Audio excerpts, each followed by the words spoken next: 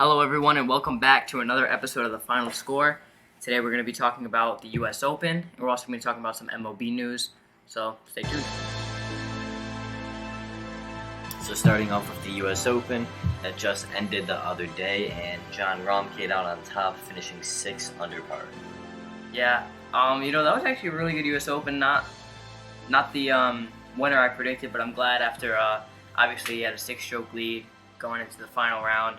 He was pulled due to COVID a few weeks back. So I'm happy that he got to come back out and keep playing the golf that he's been playing. But some notable news in that, obviously, after 9, it was looking like Bryson DeChambeau was going to make a really, really good run because he had the solo lead after 9. But then something happened to him just halfway through, and he just started blowing up. He went bogey, double bogey, bogey, and then he just kind of fizzled out from there.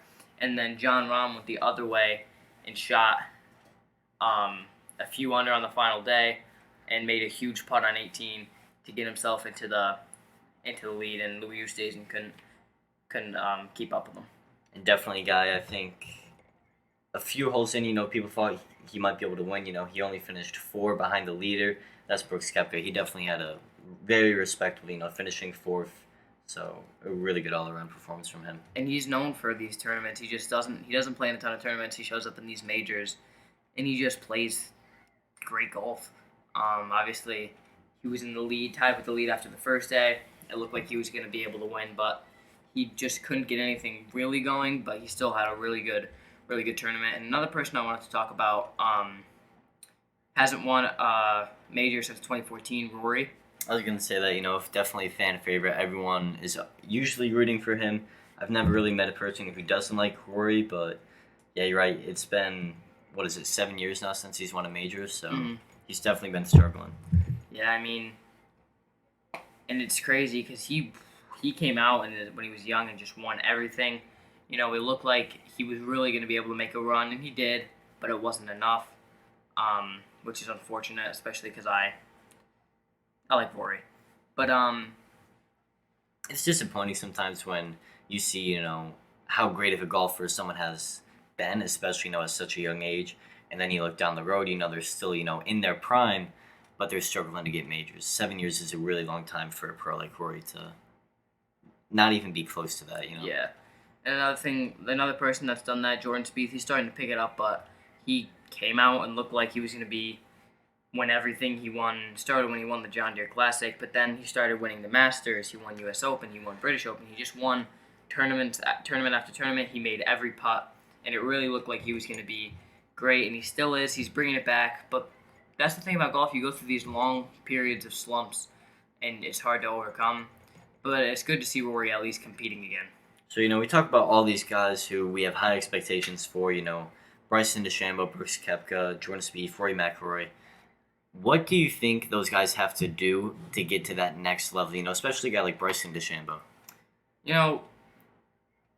People talk about, a lot of people, Bryson DeChambeau is commonly one of the least favored people. A lot of people dislike him for kind of just taking it his own way. He takes golf and just changes it into something that's way different. But that shouldn't have anything, to affect his performance. Right, and he's going to continue to impress me, to be honest, because he found a way to have a unique swing, to swing super hard, have a super high ball speed, and still hit the ball straight, still win tournaments. And I think he's just going to keep proving everybody wrong. I'm actually a fan of Bryson DeChambeau. I also... you like him, or you're just a fan of his game? I'm a fan of him. I like him. Really? I thought you didn't like Bryson DeChambeau. No, I do. I don't like that everybody doesn't like him. I also like Brooks, though, and obviously they have their beef. But I think that's also really good for the game of golf, just getting some excitement. Definitely rivalries, excitement. Lately there's been a lot of celebrity tournaments. I know DeChambeau is going to be in a tournament, I think, with Rogers and Brady. Yeah. I don't know. Who's the other golfer? Is it Phil? Yeah. Yeah. So another thing is just to show how hard this course is, U.S. Open 6 under is obviously a good score for the U.S. Open. Obviously, we played at different courses, and this year it was at Torrey Pines. But Jon Rahm shooting 600 just shows how good a golf he's been playing recently, because we look at another guy who really, really struggled today, or on the final round. He made the cut. Is Shane Lowry. He shot a 79 final round, shot 13 over for the tournament. which just shows really how hard this golf course was. Phil Mickelson, coming off the PGA Championship victory at 50 years old, shot 11 over. He was That's not a nice. great performance for Phil. He was 17 shots back of the lead, but but it's a tough course, man. The rough is thick What a there. performance from Bubba. Another thing, I've actually played at Torrey Pines. Really? Yeah, it is a tough golf course. The rough is unbelievably thick, and it's nearly impossible to get it out. Well, there were some shots where some people actually had, they missed the ball or because there was so much in the rough that they couldn't get it out. Yeah, it's a difficult golf course. Jon Rahm really came from behind the final day, and I was happy about that. Another person that I've actually played with before, Harris English, came third.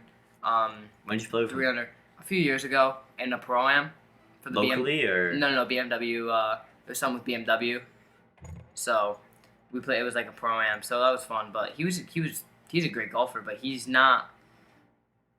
It's shocking that he came third, is all I'll say. But I'm happy to see. This is probably closest he's ever. Oh yeah, to a major. There's a lot of guys that obviously Louis Oosthuizen always is right there, but he can never seem to pull it away. I mean, there's a lot of not huge names. Obviously, you have Brooks Koepka and Rory McIlroy in the top 10, but other than that, you have Jon Rahm, Louis Oosthuizen, Harris English, Colin Morikawa, Brandon Grace, Daniel Berger, Paul Casey, Guido Miglia. I can't pronounce his name. I'm sorry, but but just overall a really good tournament, fun to watch, and it was exciting. Just the ups and downs that these players had, and they fought through it. So it was overall a good U.S. Open.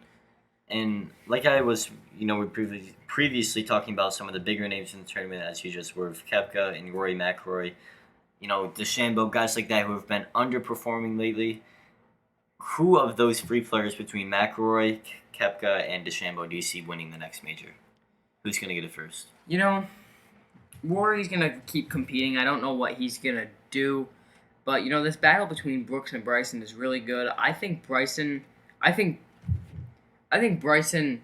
is going to win more tournaments, but I think the next major will be won by Brooks Koepka because he's just always right there in these tournaments. We know he's won 2 U.S. Opens. He's won 2 PGAs and a U.S. Open. Bryson also has won a U.S. Open last year.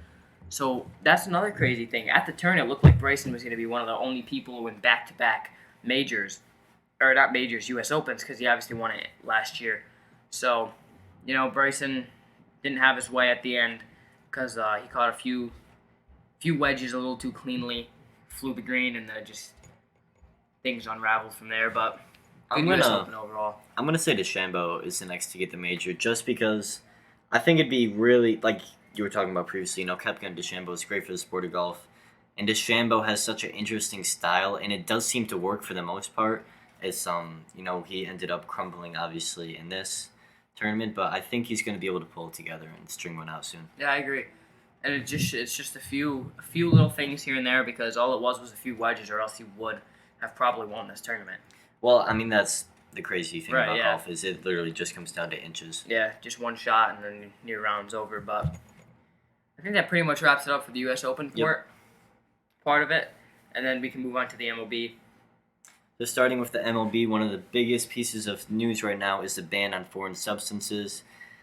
I think we'll just start off talking about Garrett Cole and his response. For those who haven't seen it, he was asked about his use of foreign substances, and he practically just froze on the spot. His answer to the question was that he didn't really know. He didn't really know, and that he's like saying, well, it's a tradition's been passed down from pitchers, but he really just seemed frozen and caught and had no really idea of what to say because he kind of knew that it was wrong. But on the other hand, there was another player, Tyler Glasnow, I believe, and he had a very, very etiquette, response to that question, the same question that Garrett Cole was asked, just that pitchers are going to use what's available to them. If you don't think practically every pitcher in the MLB, is using some type of legal substance available to them, you're crazy.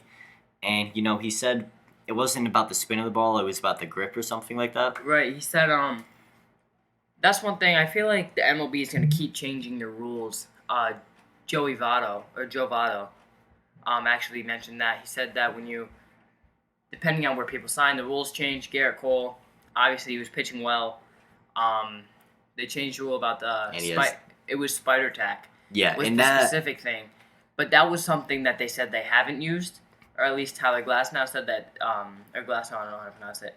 He said that's not something that he uses, but it's just every pitcher uses something sticky where they put it in their glove or they put it in their forearm. But it's not, as he had a good response. He said it's not for the spin of the ball, because he said he has big hands, he can spin it, but it's just about sometimes the grip and a little bit of that. So, and he did say that the day after, he pitched a great game. He didn't use any substances to the Nationals. Great game for 7 innings, I believe. Only let up a couple runs.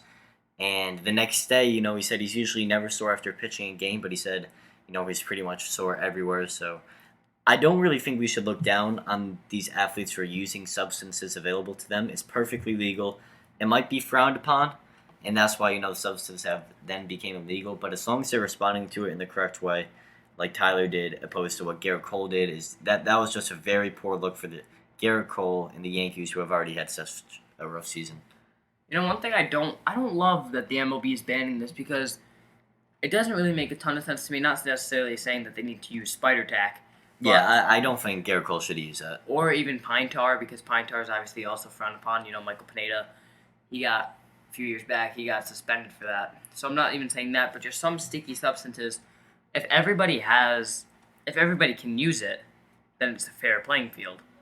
Yeah. It's not like someone's cheating, so I don't know if they just want more runs to make the game more exciting. I wouldn't be shocked if they just want more exciting baseball. But obviously today, we saw that DeGrom was the first pitcher to get checked. Because he's playing so amazing. For the sticky substances. Yeah. But he obviously passed that test, and he says, I honestly don't mind it. Speaking of, he's having one of the greatest, not only just pitching seasons, but individual seasons that we've seen from a baseball player, over the past couple of years. Some even say he's having one of the greatest pitching seasons that they've ever seen in all of baseball. One thing about Jacob DeGrom is that he is having...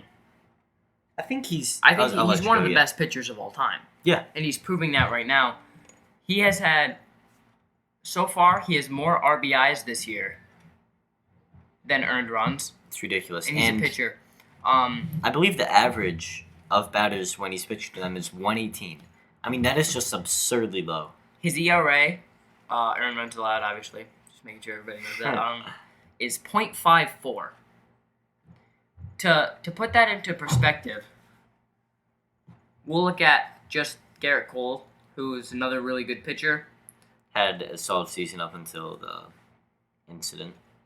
Because he has not pitched very well since, to say the least. His ERA, 2.31. Jacob DeGrom's is .54. And Garrett Cole is looked at as one of the better pitchers in the MLB. Another pitcher that we could look at, you can keep going. I'll just pull up another pitcher. I was just going to say, what's so amazing about this is it's translating to wins for the Mets. They're leading the NL East right now by 4.5 games. They're up on the Phillies. I mean, that's a pretty good margin, just to show that in baseball, it is very difficult to be one player and to be able to take over the course of a game or to change the direction.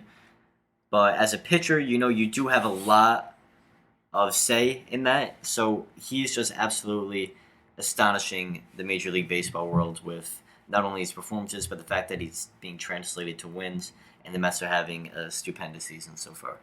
Yeah, for sure. And just to show how good of a season he's having, someone who's having a great year this year is Max Scherzer. His ERA is 2.31. And once again, Jacob DeGrom's is .54. Yeah, it's ridiculous. So it's not even close to who's the best pitcher in the league right now. And it just shows Jacob DeGrom is just putting this Mets every time he plays on their back. He can just throw. I mean, nobody's gonna get a run on him. I mean, I know we're talking about him a lot right now, but I don't know if we've mentioned the stat. He's the first pitcher in MLB history to allow 1 earned run or fewer in 12 straight games. That's unbelievable. In 12 straight games. I can't even get over that. That's ridiculous. Yeah, that's insane. So, moving on a little bit past Jacob deGrom. It's very easy to talk about. Obviously, we're rolling into starting to look like we're going to be getting towards the All-Star season. Absolutely. All-Star game. So far, the All-Star ballot standings. Vlad is destroying first base in the AL. Oh, I yeah. mean, he has about a 50% chance to make it, while Jose Abreu, who is a fantastic player for the White Sox, has about an 8% chance right there. So Vlad is just destroying the competition with a great season. Right. And then I do think, we'll move on towards the NL. Kind of an opinion that I don't think a lot of people would agree with here, but Max Muncy is the leader for the NL at 22%. But I'm actually going to go with Freddie Freeman. I think he's had a little bit more of an impressive season, at least to me. I would give him that one spot over Muncy. See, I would give it to Muncy. Muncy's having a great year, and obviously the Dodgers are so successful. Another stat about the Dodgers is that they've been predicted to win. Their odds, they've had 150 straight games being projected the winners. So obviously they're doing something right. But obviously Max Muncy has a 22% chance, Freddie Freeman 17, and Anthony Rizzo 13%. And on deck we have some other great seasons. Eric Hosmer 8%. Why don't we take a look at second base now? We'll go back towards the AL. Altuve and LeMahieu are the runners-up. I don't know how LeMahieu's on there. I mean, he's had a solid season. He definitely got off to a very rough start. I believe he was batting under 200 for a brief period of time at the start of the season. But Marcus Semien is having another really good year. Yeah, he's definitely going to get the spot over those other guys. Yeah, no one wants to see Altuve in the All-Star game. Cheater. And obviously DJ LeMahieu has a 9% chance. So going over to the NL second base, Ozzy Albies is going to be leading with 18% for the Braves. Followed by Adam Frazier from the Pirates and Gavin Lux from the Dodgers. You see a lot of Dodgers on here, showing how successful of a season that they're having. They're definitely the most dominant team in the league. Going to third base.